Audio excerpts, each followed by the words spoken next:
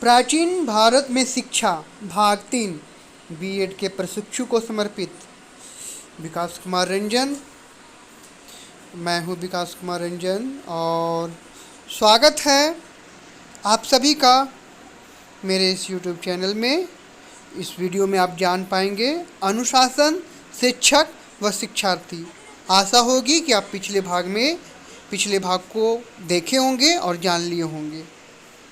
पढ़ने से पहले हम लोग कुछ हिंदी के शब्दों को जानेंगे।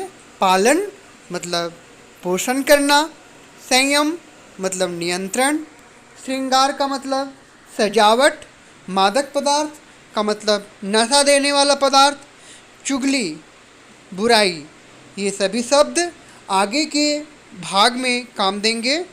ब्रह्मचर्य का मतलब होता है वेद अध्ययन काल। यह सुबह 4 बजे से 5:30 बजे तक होता है ब्रह्मचर्य। अब आगे का शब्द है इंद्रिय निग्रह, इंद्रियों को वश में करना। अस्तय चोरी ना करना। अपरिग्रह आवश्यकता से अधिक दान ना लेना। इंद्रिय निग्रह का मतलब इंद्रियों को वश में करना। अस्तय मतलब चोरी ना करना। अपरिग्रह मतलब आवश्यकता से अधिक दान ना लेना। आशा होगी कि आप इन शब्दों को समझ गए होंगे और आगे के जो भी ये जो पाठ होगा उसमें ये सभी शब्द आएंगे और आप आसानी से इन सभी शब्दों को समझ जाएंगे। तो आइए लिए चलता हूँ। अनुशासन। वैदिक कालीन शिक्षा में छात्रों को कठोर अनुशासन का पालन करना पड़ता था। छात्रों के लिए अत्यधिक संयम से रहना, नियम और ब्रह्मचर्य का पालन करना तथा नियंत्रण में रहना आवश्यक माना जाता था। प्रारंभिक वैदिक काल में अनुशासन से तात्पर्य शारीरिक, मानसिक और आत्मिक संयम से रहना होता था। शारीरिक संयम के अंतर्गत ब्रह्मचर्य व्रत का पालन, श्रृंगार ना करना, सुगंधित पदार्थों का प्रयोग ना करना, नृत्य एवं संगीत में आनंद ना लेना, मादक पदार्थों का प्रयोग ना करना, जुआ ना खेलना, गाय को ना मारना, झूठ ना बोलना व चुगली ना करना आदि आते थे। मानसिक संयम का तात्पर्य इंद्रिय निग्रह का मतलब इंद्रियों को वश में करना। सत्य मतलब सच बोलना। अहिंसा मतलब किसी को पर हिंसा नहीं करना। अस्तय मतलब चोरी ना करना।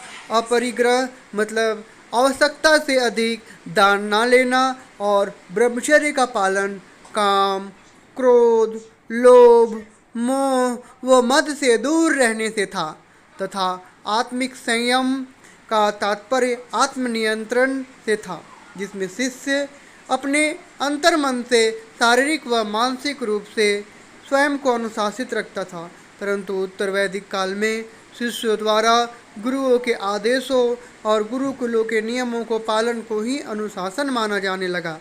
अनुशासन का पालन न करने पर कुछ विशेष परिस्थितियों में शारीरिक दंड देने की स्वीकृति भी थी। अब पढ़ेंगे शिक्षक व शिक्षार्थी। वैदिक काल में शिक्षकों को समाज में सर्वोच्च स्थान प्राप्त था। राजा के साथ ही प्रजा भी उनकी सेवा में हाथ जोड़कर समर्पित भाव से उपस्थित रहती थी। शिक्षकों को ईश्वर के बाद सर्वाधिक महत्वपूर्ण स्थान प्राप्त था। गुरुओं को इतना अधिक आदर मिलने का कारण संभवतः उनमें अति विद्वान, स्वाध्यायी, धर्मपरायण व सच्च चरित्र होना था। ये गुरु अति ज्ञानी होने के साथ ही अति संयमी भी होते थे। वे द्वय रूप में प्रतिष्ठित होते थे तथा उन्हें धिया वसु, जिसकी बुद्धि ही धन है, सत्य जन्मा, सत्य को जानने वाला, विश्ववेदा, सर्वज्ञ आदि विशेषणों से संबोधित किया जाता था। ये अपने गुरुकुलों के पूर्ण स्वामी होने के साथ ही शिष्यों के प्रति पूर्ण उत्तरदायित्व की भावना भी रखते थे तथा गुरुकुलों की संपूर्ण व्यवस्था हेतु उत्तरदायी होते थे। इस प्रकार ये अपने शिष्यों के सर्वांगीण विकास हेतु प्रयत्नशील रहते थे। वैदिक काल में अविवाहित बच्चों को ही गुरुकुलों में प्रवेश मिलता था। ये शिष्य ब्रह्मचर्य व्रत का पालन करने के कारण ब्रह्मचारी कहलाते थे। ये सात्विक भोजन करते थे, सादा वस्त्र पहनते थे तथा व्यसनों से दूर रहते थे, मतलब गंदी आदतों से दूर रहते थे। गुरुकुलों के नियमों का पालन व गुरु सेवा इनका परम कर्तव्य होता था। इनकी दिनचर्या बहुत नियमित रहती थी। ये सूर्य डूबने से पहले संध्या, भोजन और रात्रि में गुरु की सेवा के बाद विश्राम करते थे। ये गुरु और शिष्यों के बारे में बताया गया है। और इनका समाज में काफ़ी सर्वोच्च स्थान रहता था। राजा के साथ प्रजा भी इनकी सेवा में हाथ जोड़कर समर्पित भाव से उपस्थित रहती थी। आज के लिए इतना ही। मैं आगे लौटूंगा अगले भाग के लिए।